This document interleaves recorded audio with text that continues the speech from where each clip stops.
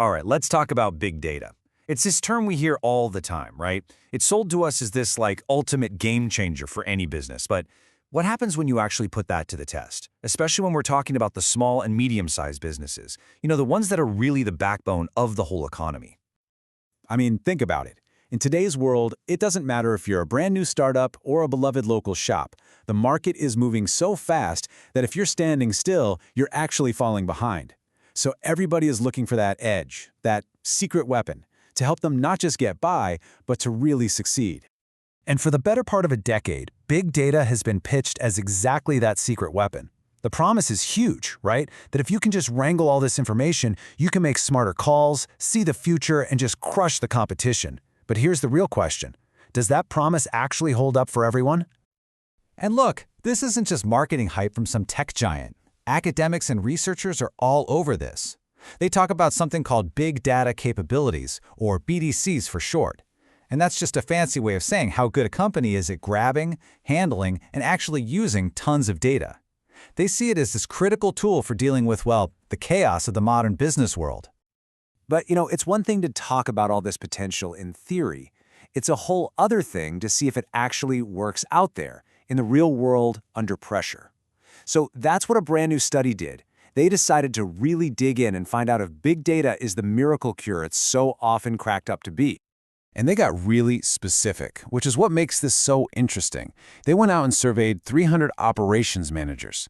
These weren't massive corporations. They were small and medium-sized businesses in the retail sector, all in the Middle East. They wanted to get that boots-on-the-ground perspective to see what impact big data was really having. Now, to get a really clear picture, they didn't just ask a vague question like, hey, is this stuff working? Nope. They measured its impact on 3 super specific and super important areas of performance. Let's walk through what those are. First up, we have project success.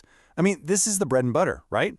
It's, can you do what you said you were going to do when you said you'd do it, and without going broke in the process? It's pretty much the most fundamental measure of whether you're getting things done.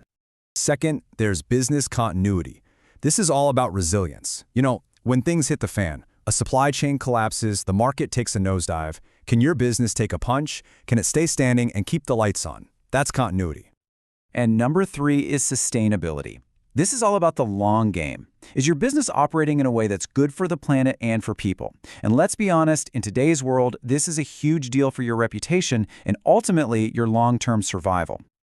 Okay, so the researchers built this model, and their starting assumption was pretty straightforward. They basically figured that if a business is good with big data, it should get a boost in all 3 of those areas we just talked about: better projects, better resilience, and better sustainability. Makes total sense, right? More information should lead to better results. Simple. All right, so what did they actually find? Well, let's get to the results. And to kick things off, some of the findings were exactly what you'd expect. There was some really good news for the big data fans out there. First off, the data showed a clear, strong, positive connection between having good big data skills and nailing project success. That link in the model, totally solid. The numbers backed it up big time. So the big takeaway here is that for these smaller businesses, investing in big data genuinely helps them get projects done right, on schedule, on budget, and keeping their clients happy. That's a huge, undeniable win. But the good news didn't stop there. The researchers also found another really strong connection. They saw a direct, positive impact from big data on a company's sustainability efforts. And this makes sense, right? You can use data to cut waste, use resources more efficiently, basically to operate in a much more responsible way. So that's 2 for 2. Big data is great for projects, and it's great for sustainability. So at this point, you're probably thinking it's a clean sweep. But what about that third one? What about business continuity? The ability to survive a crisis. This is one of the biggest selling points of big data, isn't it? That it'll help you see danger coming and prepare for it. And this is where the story takes a sharp turn. Because that expected, common-sense link between big data and being resilient in a crisis, it just wasn't there. The data showed no significant connection at all. Nothing. Yeah, let that sink in. For all its amazing power to help with projects and going green, the study found that big data capabilities did not make these businesses any better at surviving a major disruption. This just flies in the face of what so many of us have been told. So let's just put it all on the table. The idea that big data helps projects succeed, check. that was accepted. The idea that it boosts sustainability, also accepted. But the idea that it helps a business weather a storm, that one got a big rejected stamp. So what on earth does this all mean? Well, it means we have to start thinking about big data in a much smarter way. It is not a magic wand that you can just wave at any problem. It's more like a really powerful but very specialized toolkit. Yeah, think of it like this.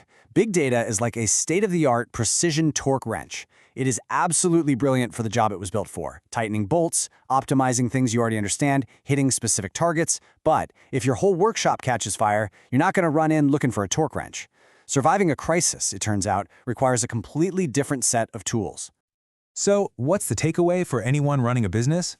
The study points to a much smarter path forward.